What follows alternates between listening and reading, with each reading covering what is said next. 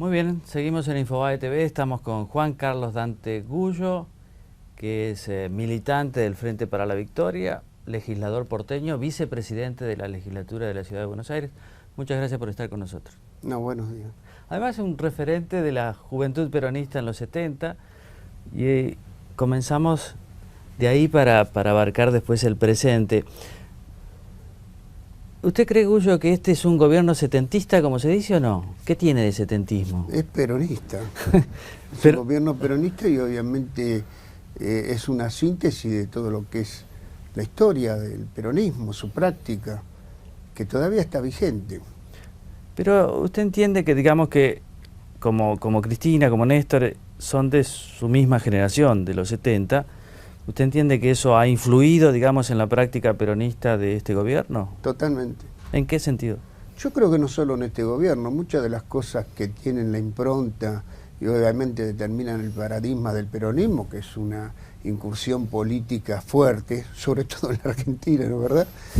Tiene hoy la necesidad de ser continuamente estudiado, analizado, porque muchas de las cosas que acaecen nos retrotraen a muchas de las prácticas y situaciones vividas. O sea que estamos en una permanencia y necesidad de ser serios y objetivos con lo que es nada más y nada menos nuestra historia, nuestra práctica política. Usted se siente en su salsa ahora, digamos. Totalmente. Viene este gobierno, digamos, a concretar sueños que ustedes tenían en los 70.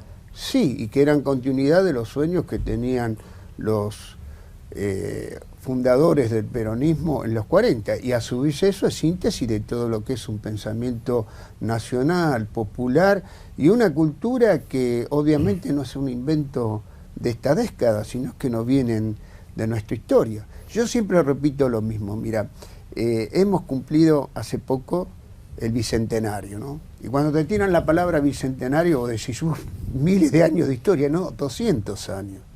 Y de esos 200 años, bien o mal, el peronismo ya lleva una práctica de más de 70 años. O sea que usted cree que esto va a seguir el peronismo, digamos. Sí, totalmente, porque está determinado por lo que es la cultura de la Argentina, la cultura política, que a su vez hace a una necesidad de reciprocidad y relación social entre los habitantes de esta nación y lo que significa todo lo que es el correlato de esto. O sea que usted se identifica más como peronista que como kirchnerista, ¿o al revés?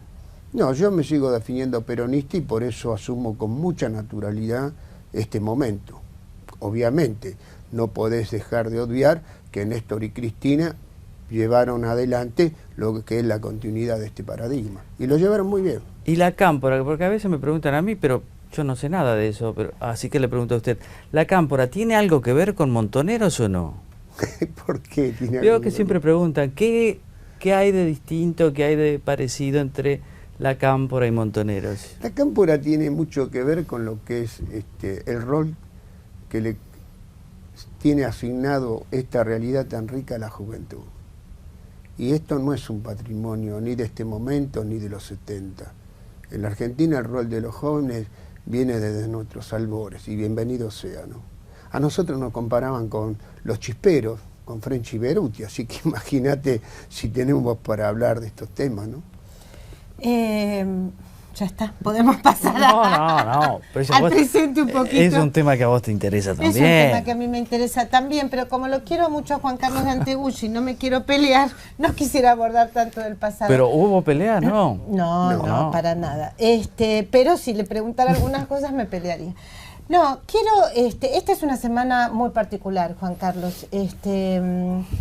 Me parece que hay una gran expectativa, hay una gran tensión y hay una gran preocupación en la sociedad, más allá de los sectores políticos, de que, de que finalmente Argentina vuelva a caer en esta cesación de pagos, en este default, o veremos cómo, tal vez, como decía un tuitero, el default Néstor Carlos Kirchner, vamos a ver cómo lo llamaremos, que nos retrotrae a momentos muy difíciles de la Argentina. ¿Cómo se está viviendo esto dentro del Frente para la Victoria? ¿Cómo de la militancia del Frente para la Victoria? ¿Son conscientes de la preocupación que esto que esto, de la cierta angustia que tenemos los ciudadanos y ciudadanas de a pie? ¿Estamos hablando de todos los ciudadanos y ciudadanas o de ciertos sectores que supuestamente...? No, de la gente común, digamos, hay cierta preocupación. En principio, te digo, no se dramatiza esta situación, tampoco se generan burbujas que obviamente en sí mismo no son aptas ni para el análisis ni para lo que significa la comprensión de este momento y obviamente las respuestas afines que hay que llevar adelante. Cuando te digo no dramatizar es porque, bueno, esto es un dato de la realidad. ¿Existió en la Argentina un proceso de endeudamiento? Sí. ¿Fue previo a estos gobiernos de Néstor y Cristina? Sí. ¿Tuvimos un default en el año 2001? Sí. ¿Se sale de esa situación en una propuesta que hace Néstor Carlos Kirchner y su gobierno para ir generando las condiciones de ir normalizando la Argentina? Antes del gobierno de Néstor Kirchner, antes del default, muchos de nosotros llevamos adelante una práctica donde el eje central post-dictadura eran prácticamente dos. El tema de los derechos humanos y lo acaecido en el proceso dictatorial y el tema de la deuda externa. Y muchos de nosotros, ¿qué decíamos? Tenemos que conocer la estructura y el monto de esta deuda. Dentro de ese conocimiento... Cosa que no hicimos. Sí, pero te estoy hablando del primer día de democracia. Digo, estos 10 años... Tenemos que conocer la deuda legítima y la ilegítima. Tenemos que conocer cuál es la deuda pública y cuál es la privada. Desgraciadamente, situaciones de coyuntura hicieron que advenida la democracia fue muy difícil para el gobierno de Alfonsín llevar adelante una política consecuente con estas posiciones.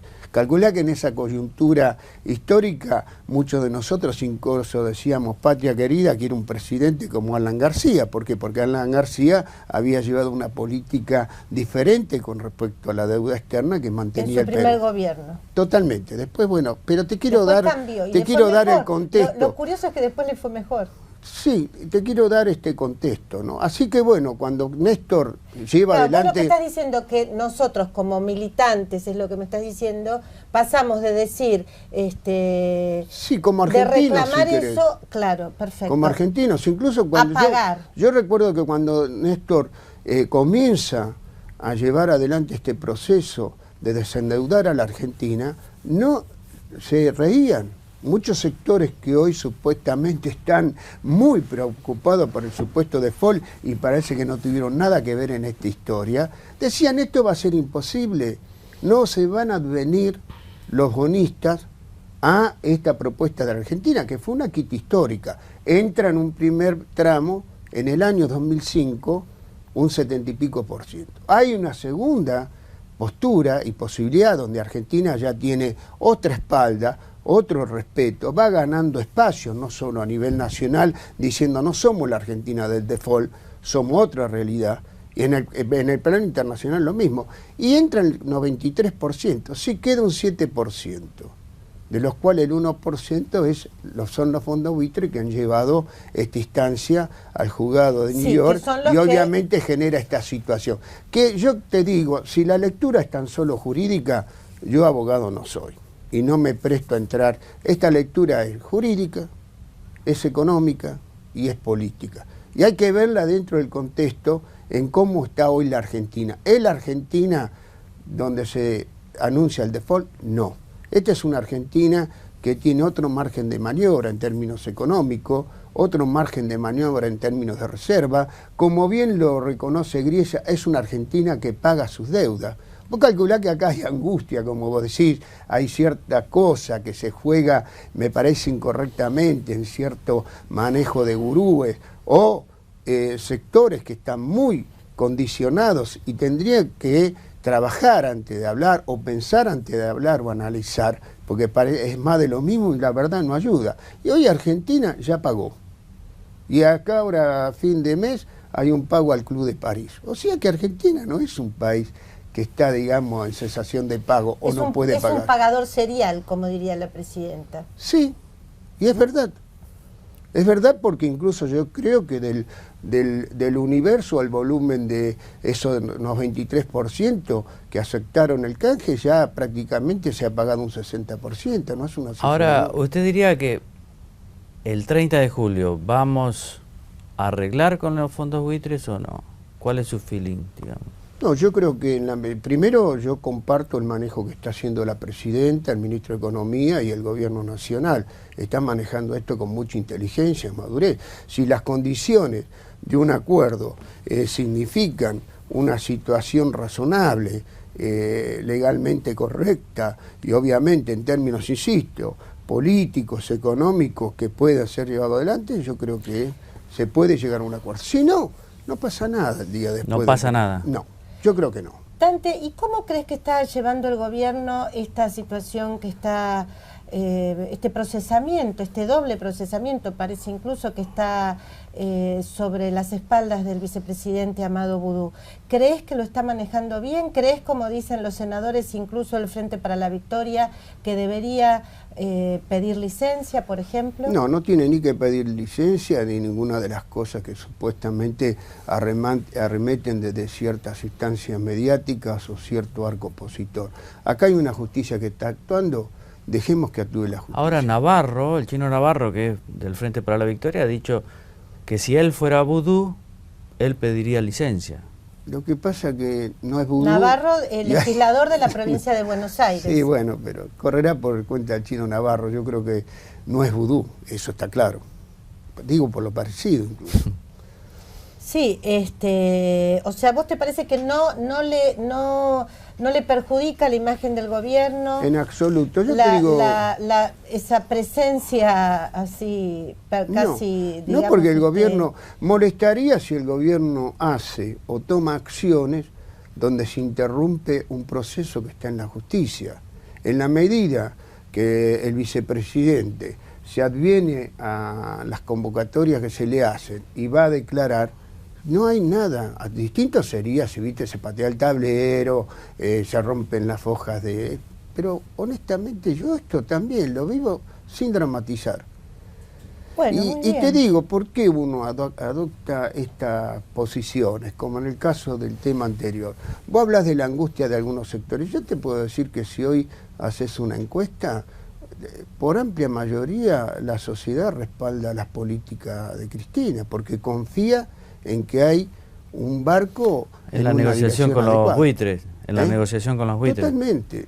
Ahora, totalmente, porque esa cultura, como el tema anterior, hoy yo creo que si estuviese Perón llevaría adelante este proyecto, esta propuesta. Si Perón estuviera, haría la misma negociación que Cristina respecto de los buitres. Totalmente, no, bueno, sabemos nuestra historia, ¿no, verdad? Ahora, pero igual yo estaba pensando, poniéndome en el lugar de Boudou, digamos, una persona que tiene semejante, digamos, conflicto con la justicia, que tiene que estar atento a eso, a darle las instrucciones a sus abogados, no solo en ese caso, sino en otros casos. Digamos, tiene, imagino yo, poco tiempo para hacer bien su tarea de vicepresidente. Y además, si hiciéramos las encuestas, en las encuestas seguramente están diciendo que, bueno, así se ha manifestado que la mayoría quiere que dé un paso al costado. Digo, si las encuestas nos sirven para un lado, también nos sirven para otro. Totalmente. Lo que pasa es que vos no gobernás en función de una decisión de encuesta. A lo sumo asumís una encuesta o ciertos datos para tus análisis y demás. Esos sectores que supuestamente en determinadas encuestas dicen lo que dicen, opinan lo que opinan, cuando voten van a tener todas las posibilidades en las urnas de definir qué quieren políticamente. Ahora falta todavía para las elecciones. Pero que falte para las elecciones significa que se interrumpe un proceso judicial. Para nada. Ahora, usted también tiene mucha experiencia política, como decíamos. ¿Usted cree que va a haber algún retoque, algún cambio de gabinete o que esto va a seguir así? Si sigue así, bienvenido sea. Si es para mejor, mucho más. Pero ¿no está un poquito desgastado? ¿No está un poquito desgastado el gobierno con toda esta cosa? Yo no lo veo desgastado, muy por el contrario. Yo creo que la dinámica que está viviendo la Argentina en este tramo es muy interesante.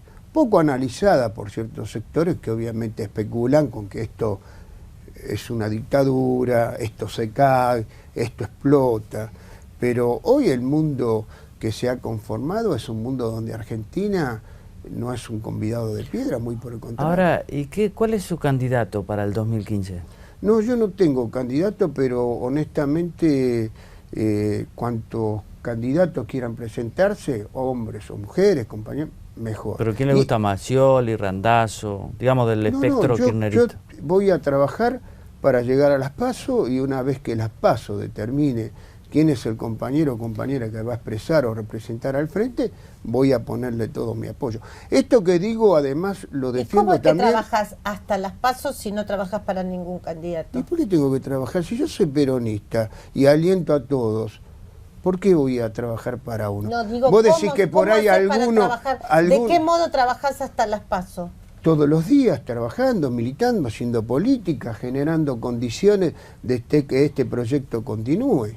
Y puede ser que vos y otros peronistas u otros kirchneristas no se pronuncien por ningún candidato porque la presidenta no tiene efectivamente ningún candidato para sucederla. ¿Hay un problema en la sucesión? No, ningún problema. Ningún problema.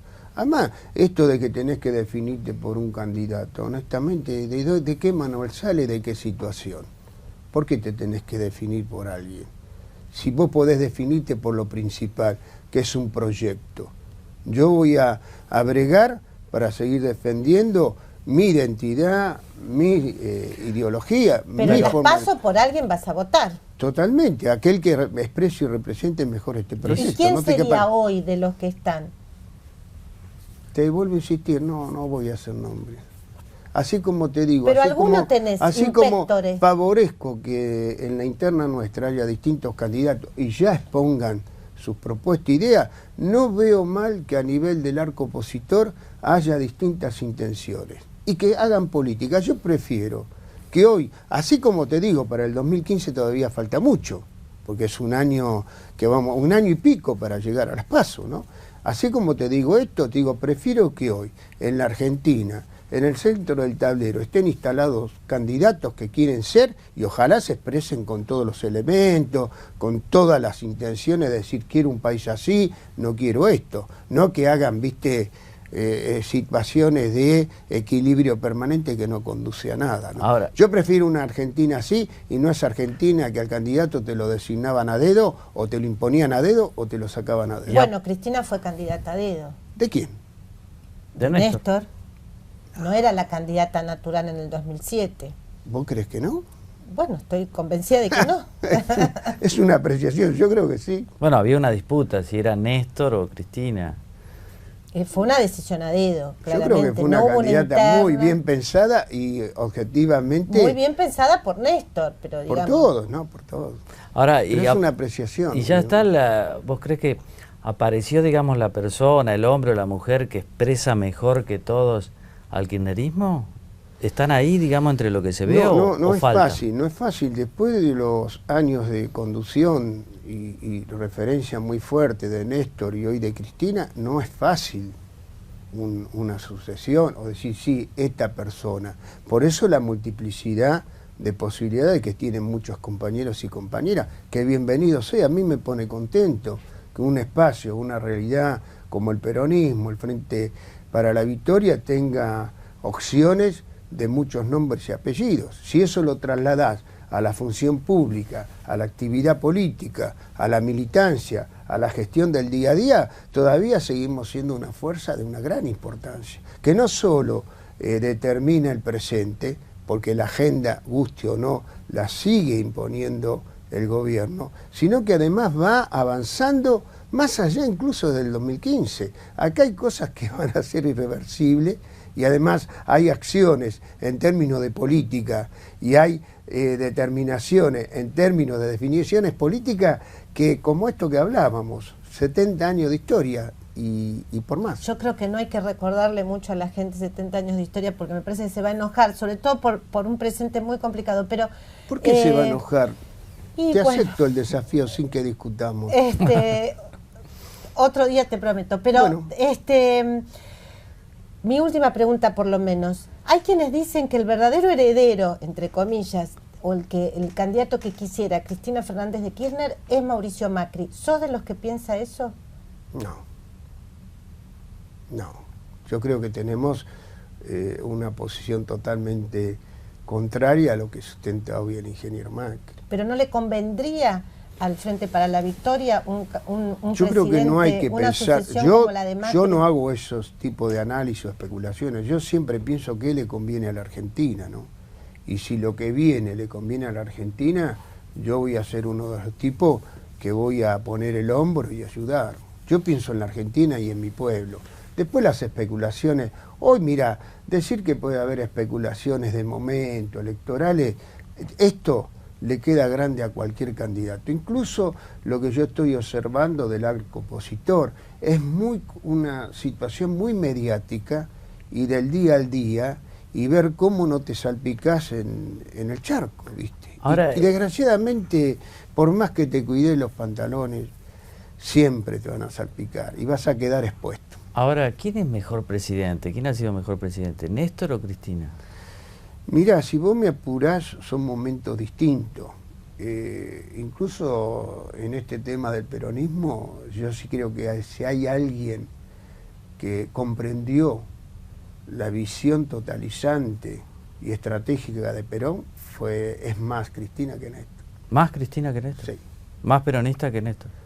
No sé si el término más peronista, te insisto, la visión estratégica y la forma en que manejó la totalidad Perón. Bueno, hoy Perón sería un hombre que estaría en sus anchas con el BRIC, por ejemplo. Perón, desde su exilio en Madrid, había dos interlocutores que él tenía. Dicen que incluso se los visitaba, a uno por lo menos. Uno era Charles de Gaulle, el otro era Mao. Y Perón, todo esto que está pasando, en este mundo que pasa de la bipolaridad a la multipolaridad, ahora pasando por la unipolaridad hace una década, Perón lo veía, por eso Perón hablaba de continentalismo, universalismo. O sea, Perón estaría a sus anchas con el gobierno de Cristina, digamos. Sí, esta era la Argentina que había pergeñado en el año 2000, nos encontrará unidos o dominados. Y él estaría además en sus anchas con el UNASUR y todo lo que está pasando en el continente. Bueno, Juan Carlos Dante Gullo, muchas gracias por haber estado con nosotros. No, gracias a ustedes. Gracias.